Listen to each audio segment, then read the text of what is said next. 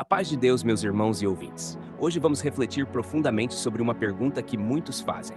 Por que a congregação cristã no Brasil não paga salários aos seus anciães, cooperadores, diáconos e demais servos da obra? Será que isso é falta de organização? É doutrina humana? Ou existe base bíblica para esse princípio que tantos seguem com temor? Vamos juntos meditar.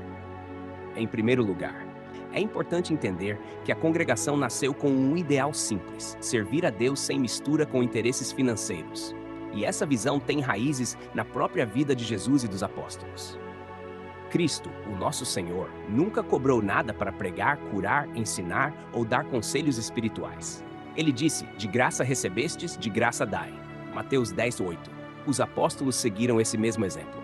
Paulo, por exemplo, apesar de ter direito como pregador de viver do evangelho, trabalhava com as próprias mãos, para não ser pesado à igreja. Porque vós mesmos sabeis como convém imitar-nos, pois não nos ouvemos desordenadamente entre vós, nem de graça comemos o pão de homem algum, mas com trabalho e fadiga, trabalhando noite e dia para não sermos pesados a nenhum de vós. 2 Tessalonicenses 3, 7 e 8. Paulo era fazedor de tendas. Ele pregava de dia e trabalhava à noite. Ele tinha o direito de receber? Tinha, mas optou por não usar esse direito, para que ninguém confundisse a pregação com interesse material. E é exatamente esse espírito que inspirou os fundadores da congregação cristã no Brasil.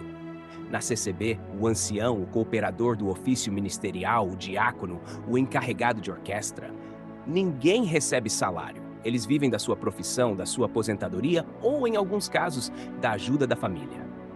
Eles não têm salário da igreja, porque a função espiritual não é vista como emprego, mas como ministério voluntário.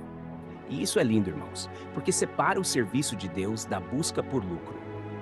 Vivemos num tempo em que muitos líderes religiosos colocaram a obra de Deus num sistema de empresa, onde pastor é profissão e púlpito virou palco.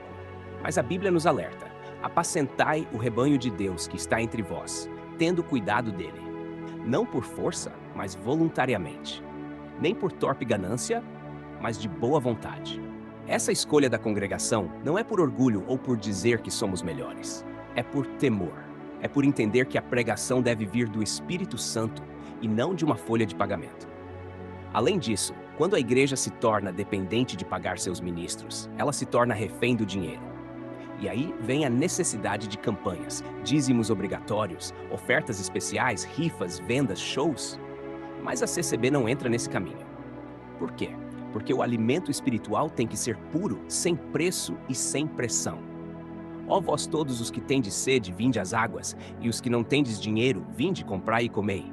Sim, vinde, comprai sem dinheiro e sem preço, vinho e leite. Isaías 55:1. Agora, é claro que em outras denominações muitos vivem do evangelho, e há respaldo bíblico para isso. Paulo disse: "Assim ordenou também o Senhor aos que anunciam o evangelho que vivam do evangelho." 1 Coríntios 9:14. Mas veja, Paulo diz que isso é permitido, não que é obrigatório. Ele mesmo abriu mão disso, como vimos. Portanto, a escolha da congregação é baseada não na proibição, mas na liberdade cristã de servir sem buscar recompensa material. Isso também fortalece a comunhão. O ancião que prega no domingo é o mesmo que trabalha no comércio na segunda-feira.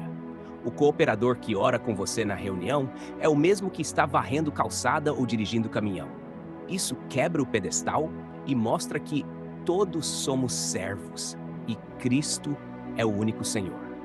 Mas o maior dentre vós será vosso servo. Mateus 23. Por isso, irmã, se alguém perguntar por que na congregação os servos não são pagos, você pode dizer com clareza: porque o serviço é voluntário, inspirado no exemplo de Jesus e dos apóstolos e sustentado por fé, não por salário. E acima de tudo, porque cremos que a glória é de Deus e não do homem. Por que a congregação não paga salário a seus anciães e cooperadores? Talvez alguém pergunte: mas se o obreiro precisa de sustento, não seria justo que a igreja ajudasse com um salário fixo? Vamos responder com equilíbrio. Sim, a Bíblia permite que quem prega viva do evangelho, mas nunca mandou que todos os servos tenham salário. Existe uma diferença entre ajudar por necessidade e instituir um pagamento fixo como se fosse contrato de trabalho. Não atarás a boca ao boi que debulha, e digno é o trabalhador do seu salário. Timóteo 5:18. Esse versículo mostra que a igreja pode auxiliar quando necessário. E, de fato, a congregação cristã ajuda seus servos discretamente, em casos de necessidade real, mas sem transformar o ministério em profissão.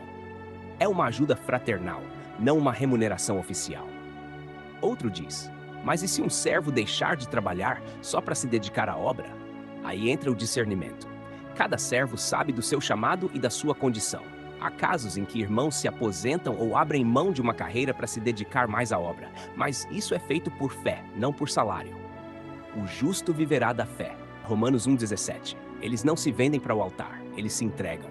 E Deus honra essa entrega com sustento que vem do alto, não da mão do homem. E o que dizer de igrejas onde o pastor recebe salário? Devemos atacar? Não. Devemos julgar? Também não. Cada ministério presta contas diante de Deus. Mas como congregação, escolhemos andar como Jesus andou e cremos que o Filho do Homem não veio para ser servido, mas para servir. Marcos 10:45. E tem mais. Quando o ministério é voluntário, fica mais difícil o falso obreiro se infiltrar. Quem busca fama, dinheiro ou status não resiste muito tempo quando o serviço é pesado e não há recompensa financeira. A falta de salário filtra os sinceros. Muitos são chamados, mas poucos escolhidos. Mateus 22:14. E sabe o que mais? Essa escolha da congregação de não pagar salários protege o nome da obra. Não há escândalo com folha de pagamento, nem pastor exigindo aumento, nem igrejas divididas por brigas financeiras. O foco fica onde deve estar, na palavra, na oração, na comunhão e no louvor. E perseveravam na doutrina dos apóstolos, e na comunhão, e no partir do pão, e nas orações. Atos 2:42. Por isso, irmãos e amigos, esse assunto é mais profundo do que parece. Não se trata só de dinheiro, mas de visão espiritual. A decisão da congregação de não pagar salários aos seus servos é uma forma de preservar a humildade, a simplicidade e a dependência total do Espírito Santo. É um ministério que ora mais do que planeja, que ouve mais do que fala, que age mais por fé do que por estrutura. E se essa palavra te edificou, compartilhe agora com quem precisa entender isso com maturidade espiritual. Se inscreve no canal, ativa o sininho e comenta aqui. Você acha que hoje ainda é possível servir a Deus sem salário, como os apóstolos fizeram? Ou o tempo mudou? Eu quero saber sua opinião, porque aqui a gente não impõe, a gente deixa a Bíblia falar. Que Deus te guarde.